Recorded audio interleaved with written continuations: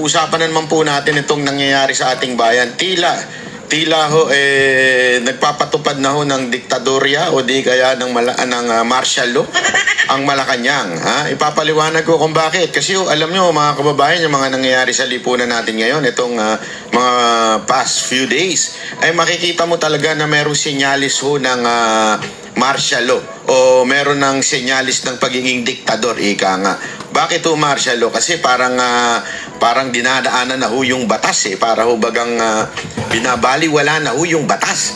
Kaya ngayon makikita ho natin sa mga pronouncement po ng Malacanang at mga ginagawa ho nito ay tila parang mga diktador na ho. Bakit ho kanyo? Ay papaliwanag ho natin. Baka sabihin ninyo nag-iimbento lang si Banat Bay. Hindi ho ako nag-iimbento. Ipapakita ko sa inyo at para makita ninyo ano ba talaga nangyayari ngayon.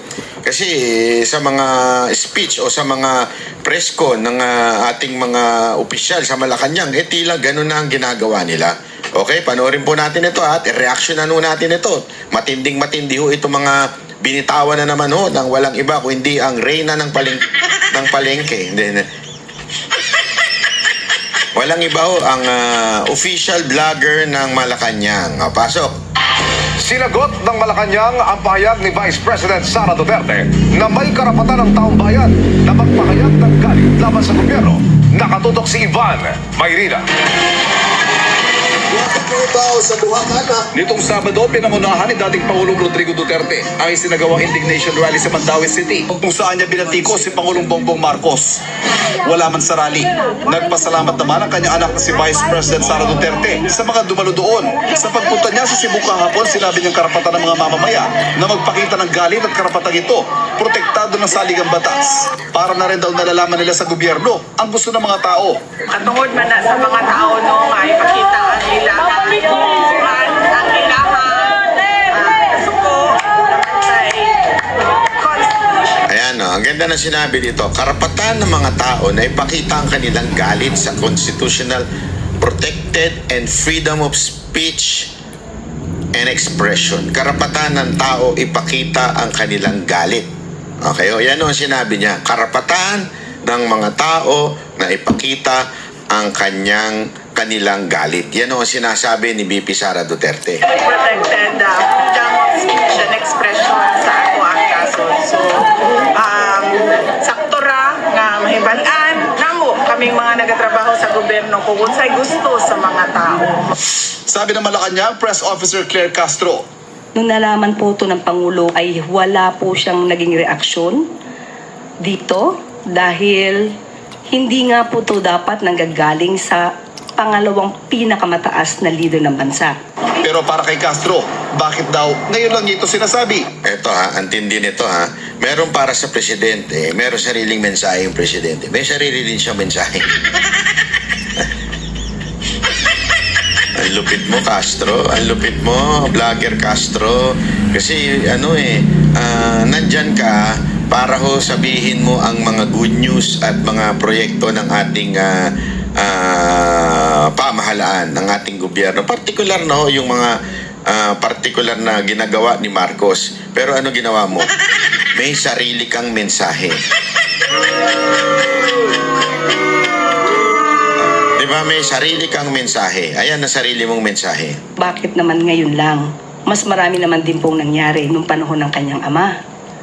So parang ang pag-encourage po ba niya na magalit ang tao, meron po ba itong link doon sa sinasabing destabilization? At pinapatungkulan palagi na ang taong bayan ay dapat nang kumilos laban sa gobyerno. Alabo naman nung dapat ng kumilos. Ang linaw ho ng sinabi ni VP Sara Duterte. Pinulit-ulit ko pa. Karapatan ng tao na naayon. Ito linaw ayan ulitin ko Para lang karapatan ng mga tao na ipakita ang kanilang galit. Kasi constitutional protected freedom of speech and expression. Ano ang karapatan ng mga tao? Ipakita ang kanilang galit. Okay, ang kanilang dismaya, pagiging dismayado sa mga nangyayari sa gobyerno. Paano sinasabi mong gustong destabilize ang government? Ang layo nun. Sa pangalawang pinakamataas na leader ng bansa. Pero para kay Castro, bakit daw ngayon lang niya ito sinasabi? Bakit naman ngayon lang? Mas marami naman din pong nangyari nung panahon ng kanyang ama. Fake news yan. Fake news yan. Kasi Madam Vlogger, kung maraming galit nung panahon ni PRRD, yung mga kriminal yun. Galit na galit po sila dahil nawalan sila ng negosyo, nabawasan ng kita nila, at yung ibang mga kasama nila, dead ball. Ayun yung mga galit. Pero ngayon, ang mga galit, sino yung mga yun? Yung mga gutom. Sino yung mga galit ngayon? Yung mga hindi makapagpagamot dahil sa kulang-kulang na budget. Diba? Yan yung mga galit ngayon. Yung mga galit ngayon, yung mga naaabuso ng ating mga kapulisan na hinahayaan lamang ng ilang mga PNP officials. Yan yung mga galit, di ba? So, mali po ba yun? Naayon sa ating batas. Ito ay karapatan ng tao. As a matter of fact, I will quote to you verbatim, word for word.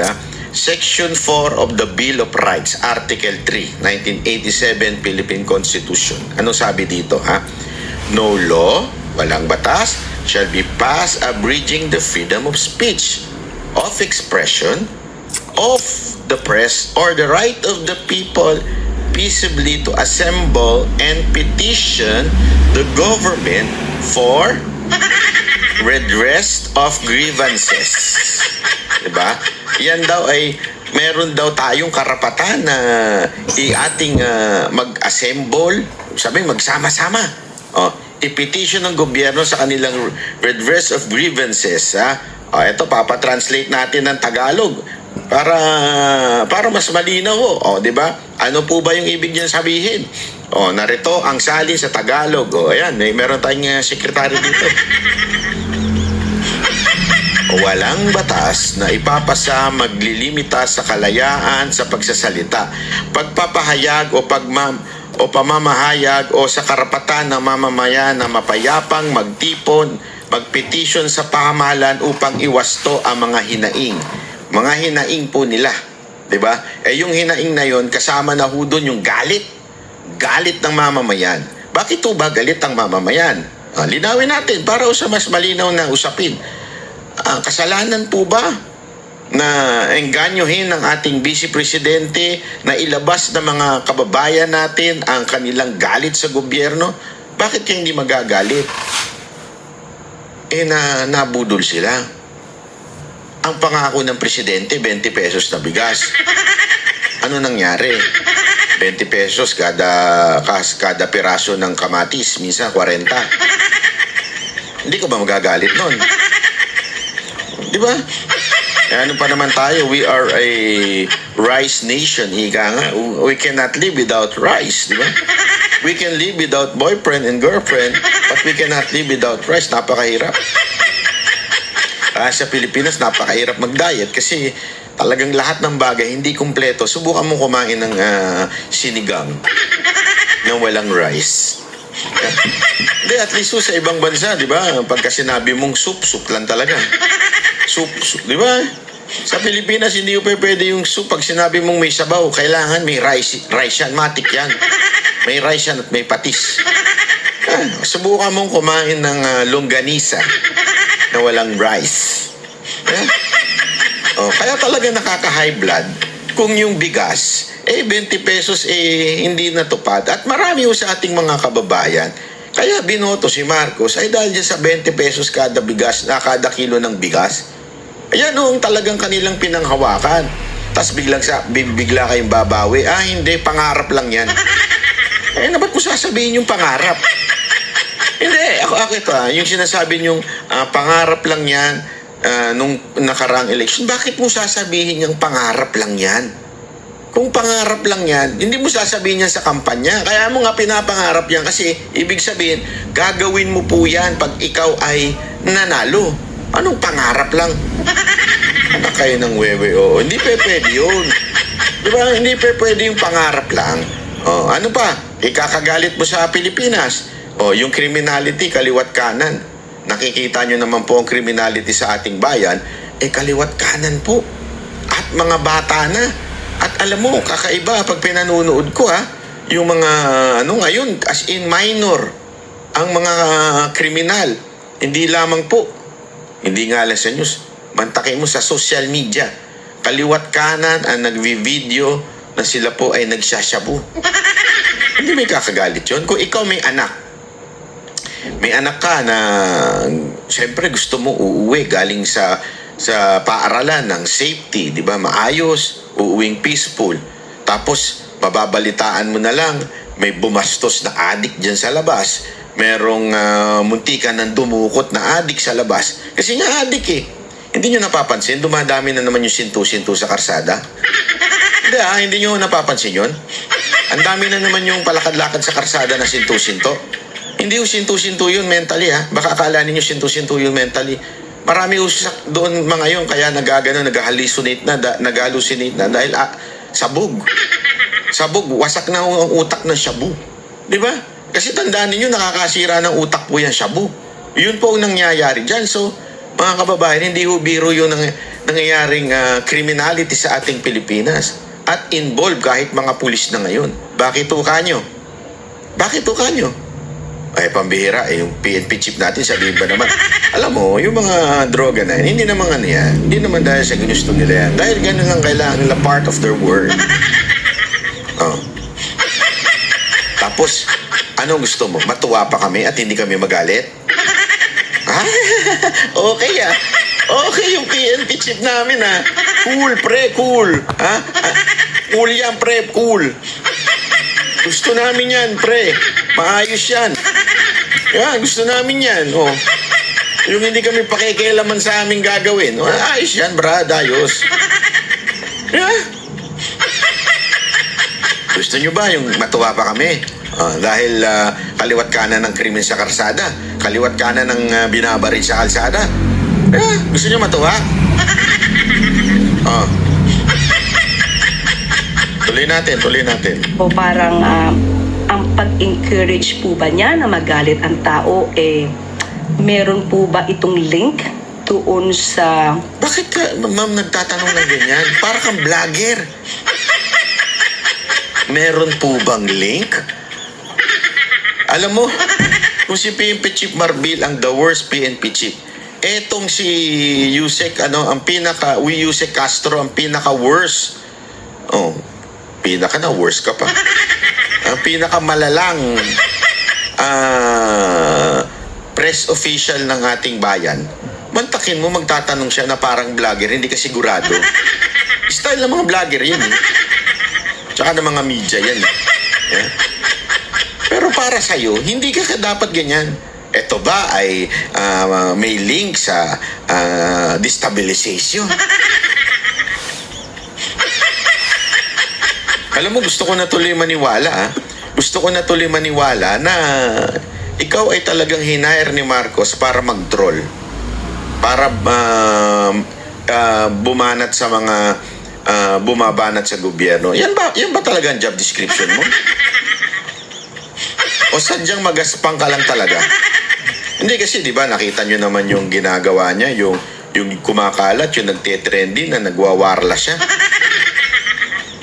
Nagwawarla siya dun sa isang presinto, di ba, na kesyo pinagmalandakan niya, taga-ABS-CBN ako. Feeling entitled. Di ba? Bakit yung ito? Hindi, alam mo, sabi niya kasi, meron siya sinabi, tinanong siya, tungkol dun sa nagbabiral niyang lumang video na yun. Tapos tinanong, sabi niya, kung ito mangyari, o kaya parang ang sinasabi ni Yusek Castro, uulitin ko ito, hindi ko ito pinagsisisihan. Kung mangyari uli yung sitwasyon na yun, uulitin ko ito. Okay, proud pa siya. Proud pa siya, nag-iskandalo siya. Diba? Alam mo, maybe you are fighting right. Tama, pinaglalaban mo. Pero hindi ka mag-iskandalo. Sino lang yung kalaban mo dun? Sabihin na nating totoo yung sinasabi mo na hinuli ng walang waran. Okay? Sabihin mo na. Sabihin na natin totoo yung sinasabi mong yun. Pero kailangan mo mag-skandalo. Abogado ka, professional ka. Hindi. Nakita mo si Torion? Binababoy na yung kay OJC. Mali-mali na yung pinapaba. Mantakin mo ito, ha? Mantakin mo ito. Simple as this. Yung warrant, wala sa Pasig. Pasig ang address. Pero sinerve sa kay OJC Davao. Doon pa lang sabit na. Nagwarla ho ba si Torion? Bubula ba yung bibig niya katulad ng pagbula ng bibig mo doon sa presinto? Figuratively. Hindi bumula yung bibig mo. Hindi, di ba? Ibig sabihin, maging professional ka naman. Tapos ganyan sasabihin mo, hindi, kung kakailanganin pa at kung mangyayari pa yung sitwasyon, uulitin mo pa. Proud ka talaga na palingkera ka. How come? Hindi, I mean, I understand kung sasabihin niya, oo, nung panahon na yun, medyo may dagsak ng damdamin ko. Medyo, ang aking damdamin noon ay dahil sa pangyayari. Pagpasensya nyo na, ganyan-ganyan. Dala lang ng damdamin. Naintindihan ko pa eh. Pero sasabihin mo pang, kung may pagkakataon na mangyari ulit, ulitin ko yun. Mr. Marcos, ano ba itong nilagay mo? Sabit-sabit?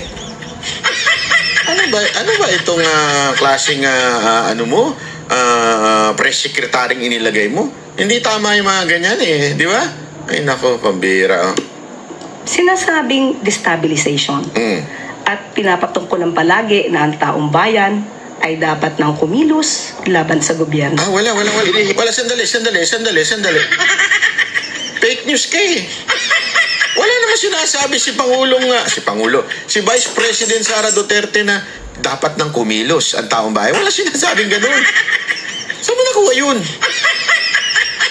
At lalong wala naman sinasabi si Pangulong Duterte na dapat kumilos. Alam mo, yung mag-ama na yan, napakaano niyan pagdating sa batas. Never sila, alam mo, they can. Sa totoo lang, kayang-kaya nila mag-declare ng separation ng Mindanao at sa Luzon.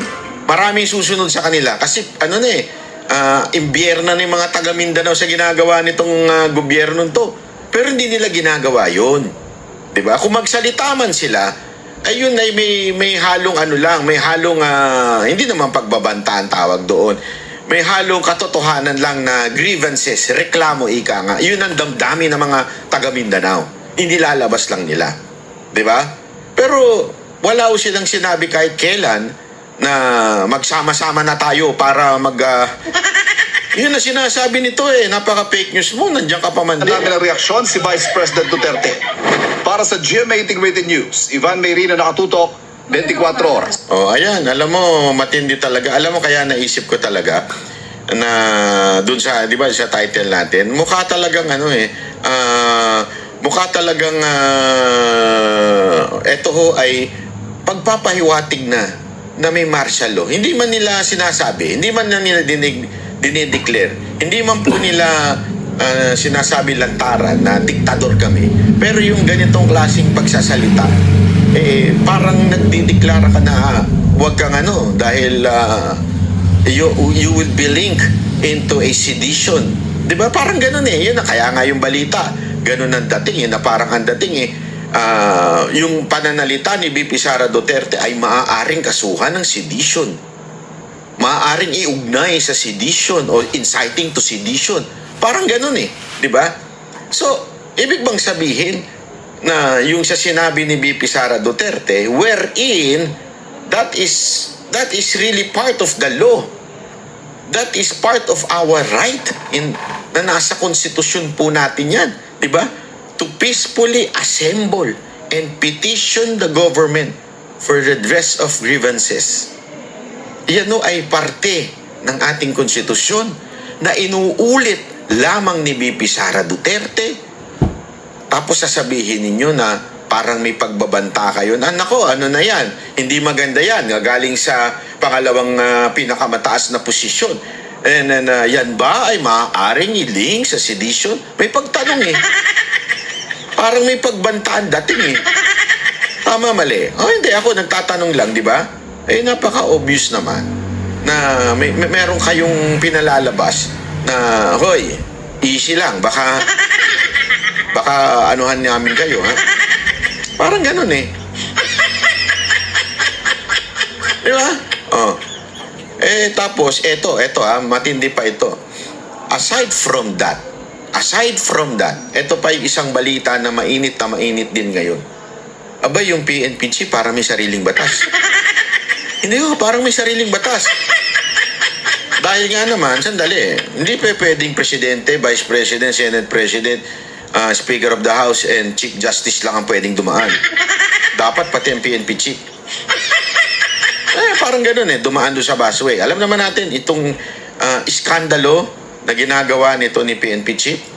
Iginit ni PNP Chief Romel Marbil na mayroon umanong memo na pumapayag sa pagdaan sa EDSA busway ng mga marked vehicle ng pulisya tuwing may emergency. Oh. Kasama ba riyan ang meeting o yung pagpupulong?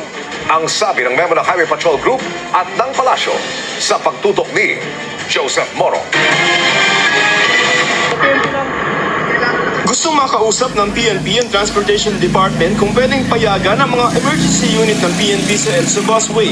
Kasunod yan ang pagsita sa convoy na dumaan sa busway na ayon sa bumabang pulis ay maghahatid sa PNP chief.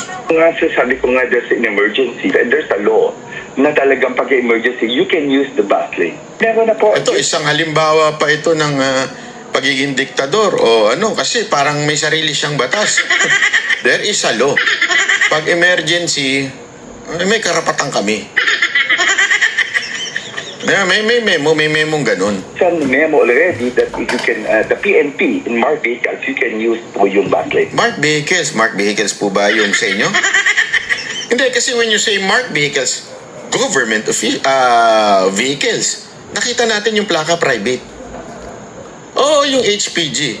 Palpak nga Ang pinatikitan, ang bumalik para matikitan ay yung HPG. Hindi yung private vehicle. Dapat yung private vehicle. Tama ka, marked vehicle. Asan ang marked vehicle doon? Yung dalawang SUV na yun, hindi marked vehicle yun. Wala nakasulat doon.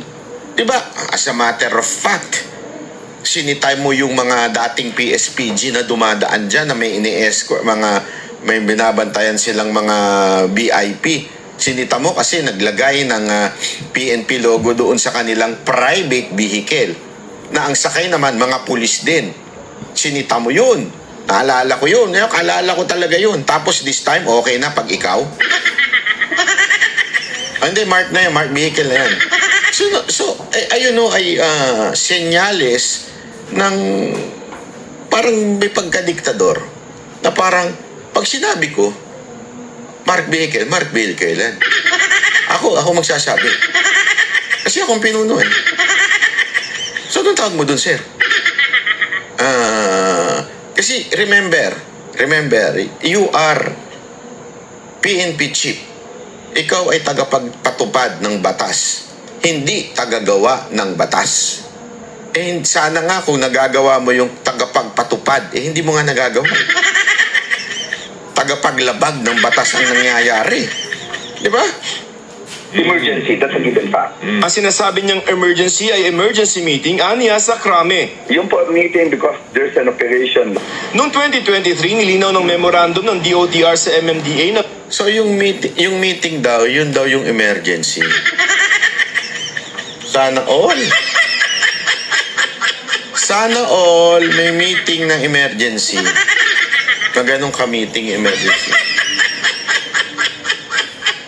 bukod sa mga pinapayagang bus, pwede rin sa busway ang 5 pinakamatataas na opisyal sa gobyerno. Gayon din ang mga on-duty na mga ambulansya, truck ng bumbero at mga sasakyan ng PNP. Walang nabanggit na emergency. Ang memo ng Highway Patrol Unit ng PNP naman ang naglinaw sa kung ano ang itinuturing ng pulisya na on-duty. Ito aniya ay yung mga sasakyang may marka ng PNP na rumiresponde sa ongoing na law May marka. enforcement at security operations, pati paghabol sa mga kriminal o hotpot May nahabol daw na kriminal. Asan yung kriminal doon? Doon sa hinahabol ninyo. Asan? Nahuli nyo? operation at rumiresponde para pangalagaan ng seguridad pampubliko sa panahon ng sakuna. Ito, patay tayo dyan. Dinagdagan pa ng sarili. Iba pang emergency. Para talaga makalusot, no? Iba pang emergency. Ayos din kayo, no? para pwedeng sumit dyan. Ito pala naman meron naman palang memo. Ano itong memo na to? Iba pang emergency. Ang lupit nyo. Kanino galing yan? Highway Patrol. Hindi galing sa SAIC yan, ha? O yung DOTR na siyang namumuno ng busway. Tandaan ninyo, may kanya-kanyang papel po yan, ha? May kanya-kanyang papel po yan. Yung busway na yan, pag jurisdiction yan ng DOTR SAIC. Okay? Etong memo na sinasabi, memo ng Regional Highway Patrol Unit. Okay? Ano ba yung definition ng on-call? PNP na vehicle na on-call. Yan yon. Kasi ito si Marbil, minimix niya eh. Yan daw yung memo doon sa DOTR SAIC. Walang ganun.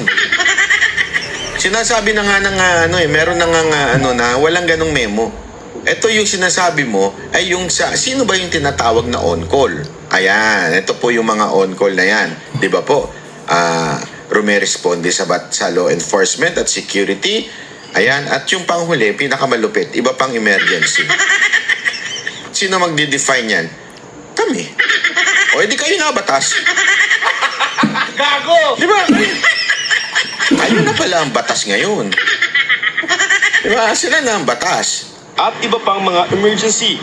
Dagdag pa nito, bawal sa busway yung mga PNP marked vehicle na ginagamit para sa administrative duties tulad ng pagdalo sa mga meeting. Ayan, no?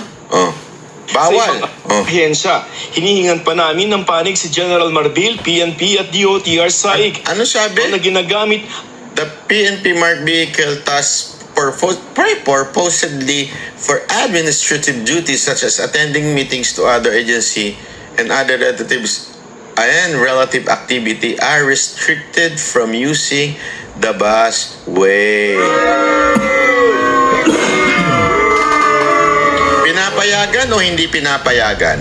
Sige nga, ako yung nagtatanong lang. Pinapayagan po ba o hindi pinapayagan ang mga meeting? Galing na po sa sa memo ng Regional Highway Patrol. Pinapayagan po ba o hindi? Depende. Ano depende? Depende kay Marbil yun. Depende sa kanya yun. Wala na sa'yo yun, Banat Bay. At saka, tandaan mo, Highway Patrol is under the PNP. And the head of the PNP is PNP Chief Marbil. I therefore conclude that the memo of the Regional Highway Patrol Group is supersede by the PNP Chief. Therefore, the PNP Chief will always right even if he is wrong. Para palang asawa ito. No? Diba, meron tayong mga nakikitang ganun na rule in the house. The wife is always right. Rule number 2. If the husband is right, proceed to rule number 1. Diba? Para palang ganun ang datingan ni Marbil dito. Kahit na may memo na nakasulat dyan, attending meetings to other agencies and other related activity are restricted from using the busway. Ito malinaw PNP mark vehicle. PNP mark vehicle. Kahit pa ikaw ay isang PNP mark vehicle, pag ikaw ay a-attend lang ng meeting sa ibang agency o other activities are restricted from using the busway. Di ba? So, ibig sabihin, kahit ikaw ay markado, kahit ba yan ay police mobile, basta pupunta ka lang sa meeting and other activities. So, ano ibig sabihin? Talagang yung emergency ay yung matter of life and death. O kaya may kriminal na hinahabol. Di ba? Meron talagang operasyong hinahabol, may hinostage sa lugar na ito at kailangan puntahan kagad. Yan. Diba? Yung pwede yun. Pero yung basta lang dadaan dyan kasi may meeting, kahit marked vehicle ka pa. So ano na masasabi mo, PNP Chief? Nga ka dito. So ito yung mga, kasi tandaan natin pinapakita ko sa inyo kung papaano nagiging diktador na ho itong gobyerno na ito. Ibig sabihin ng diktador, kung ano yung gusto ng pinuno, yun na yung batas. Para sa administrative duties tulad ng pagdalo sa mga meeting sa ibang ahensya. Hinihingan pa namin ng panig si General Marbil, PNP at DOTR side. Wala pa ring update sa binanggit ni Interior Secretary John Vicremulia kahapon na pagpapaimbestiga sa Ako? insidente. Umasa Pero ka sabi pa. ng Malacanang ngayon kung totoo mang pinapayagan ang mga emergency, Dapat lamang po, ito ay mapatunayan. Hindi po ito maaaring maabuso at gagamitin lang po yung salitang emergency. dagdag pa ng palasyo, Kapag ka po kasi sinabi natin na miyembro ng PNP, ambulansya, fire truck, hindi po kasama doon yung emergency meeting. Kung may emergency meeting, mas maganda po umalis sila na mas maaga sa kanilang bahay. Ayun, sa GMA Integrated News, Joseph Moore. tanongin natin, sino sa kanilang dalawa ang unang masisibak? O, sige na, pustahan tayo dyan, oh. Pustahan talaga. Hindi. Pustahan lang. Laro-laro lang. Wala namang perang involved. Pustahan lang. Sino unang masisibak sa kanilang dalawa? O sino unang magre-resign? Huwag na natin sabihin masisibak. Magre-resign na lang. Sino sa kanilang unang dalawa? Si Marbil? O itong si Vlogger Castro na nasa Malacanang? Sino po?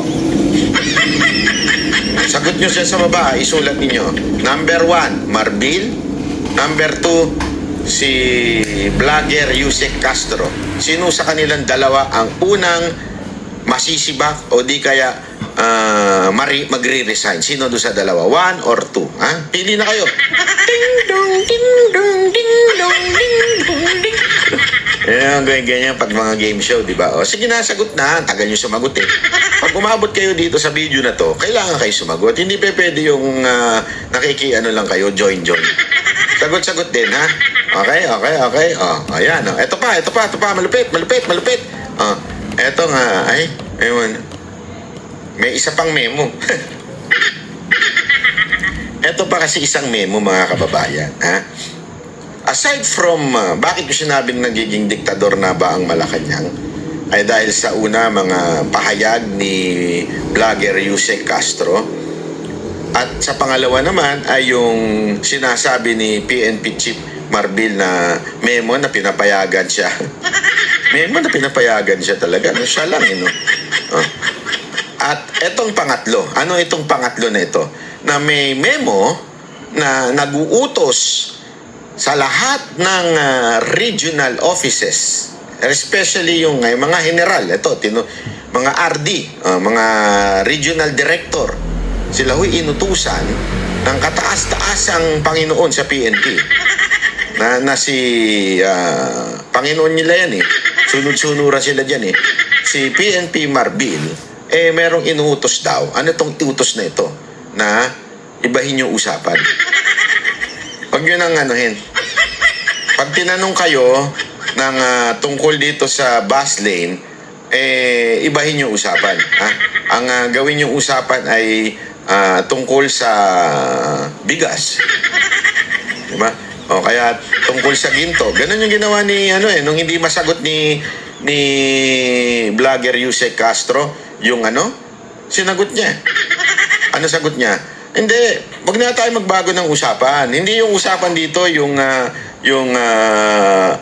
kung naging marahas ba o hindi tama yung ginawa sa KOJC. Yan yung tinanong sa kanya eh. Ano sagot niya? Hindi, wag tayo mag-iba usapan. Pag-usapan natin yung gold. Kasi nga hindi niya masagot. So diversion ang ginawa. Ngayon, eto na naman. Mukhang meron diversion na inuutos etong si PNP Chief. O, eto, panoorin nyo ha. Maring itinanggi ng PNP Public Information Office sa Campo Crame ang umunoy pagsisikap nilang ilihis ang isyu ng iligal na paggamit ng EDSA busway ng convoy na sinasabing sinakyan ni Chief PNP General Romel Marbil. Pero sa kabila nito, isang PNP memorandum naman ang kumakalat sa social media na nag-uutos umano sa lahat ng police regional offices na pigilan ang diskusyon patungkol sa kontrobersya Nakapatay tayo at dyan. gamitin ang iba't ibang estratehiya para pahupain ang usapin. Narito ang balita ni Paul Montibon. Paul Montibon! Habang lumalalim ang kontrobersiyang ito, isang tanong ang nangingibabaw. May pagtatangka nga bang itago ang katotohanan o isa lamang ito sa panibagong pagsubok sa kredibilidad ng pambansang pulisya.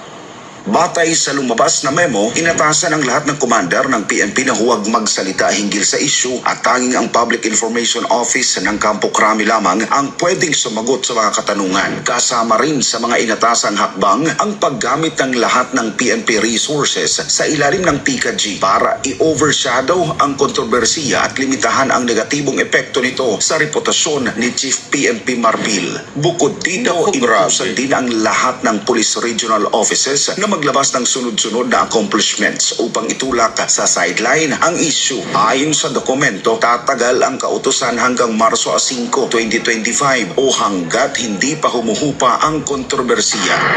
Matatanda ang naging sentro ng kontrobersiya ang convoy ng PNP na dumaan sa EDSA busway noong Pebrero 25, taong 2020. Chip. Sino kaya ito? Dapat may mag-research eh. Malaman natin kung kaninong tauhan to. Malalaman yan eh. Imposible hindi malaman yan. Kilala yan Convoy eh. ng PNP na dumaan sa EDSA busway noong Pebrero 25. Yan. Sino kaya itong mamang to? Dapat hanapin itong mamang to kung sino ito. At ano ang trabaho niya? Kasi siya yung nagsasabi, siya yung parang pinuno eh. Parang pinaka chief of staff ang datingan eh. Hanapin kaya natin to sino tong chief of staff na to. Para malaman natin kasi ayaw umamin ni PNP Chief Marbil na siya yan eh. Kahit sinabi na nung kanyang tao na si Chief. Sinabi na nung tao niya eh. Ayan nabuking sila dyan eh. Nadulas eh. Sabi si Chief. Hindi nila alam naka-video sila. May camera. Hindi siguro nakita nila yung body cam, di ba? Taong 2025, sa kabila ng mga ulat na si Chief PNP Marbil ang sakay nito, mariin niya itong itinanggi at iginiit ng PNP na isang mataas na opisyal lamang ang sakay ng convoy. Ayun, sana may mag-check din sa LTO nung plaka. Di ba? At iginiit ng PNP na isang mataas na opisyal lamang ang sakay ng convoy. Ayon sa PNP, ang dahilan ng pagdaan sa busway ay ang isang importanteng pagpupulong sa Campo Crame. Pero kahit kinumpirma ni DILG Secretary John Vic Remulla ang nasabing meeting, nilinaw niyang hindi niya binigyan ng basbas si Marbil o sino mang opisyal para lumabag sa batas trapiko. Samantala, nanghinga naman ng reaksyon ng PNP Public Information Office hinggil sa lumabas na memorandum, iginiit nilang walang katotohanan ang umunoy plano nilang manipulahin ang impormasyon. Sa huli, Walang katotohanang manipulahin ang kanilang impormasyon. Pero hindi nila sinagot. Kasi ito yung ito yung lumalabas na PCADG shall mobilize its resource to overshadow the issue, redirect public attention, naku grabe no, mitigate any further impact for the chief PNP and the organization, no, di ba? So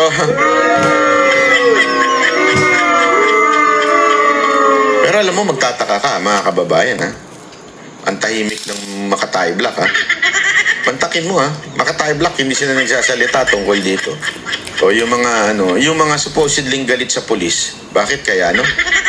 Hindi tayo galit sa pulis ha, dahil ba kaya tayo sasalita? Hindi ito tinatama lang natin. Kasi this is, nakakagalit ito. This is so unfair. This is so unfair to us na pati ito isipin mo, yung mga ambulansya na walang sakay na may sakit, di ba? O karga-kargang pasyente, inuhuli. Kasi tandaan natin, maraming purpose yung ambulansya. Pwede namang walang sakay, papunta siya doon sa merong nanganganib na buhay. O kaya ililipat mula sa ospital na ito, papunta sa isang ospital. Pwedeng ganun eh. Kasi may mga ospital hindi kaya. So, para ma-travel yan na nasa jurisdiction pa rin ng ospital, yung mga ospital, yung ambulansya nila, kukunin, bibit-bitin mula dito sa isang ospital, dadalhin doon sa isang merong mga procedure na kayang gawin ng isang ospital. So, yung diba, yung ambulansya na yun, maaaring walang sakay. Yun emergency yun. Pero hindi pinapayagan nga. Pangalawa, yung mga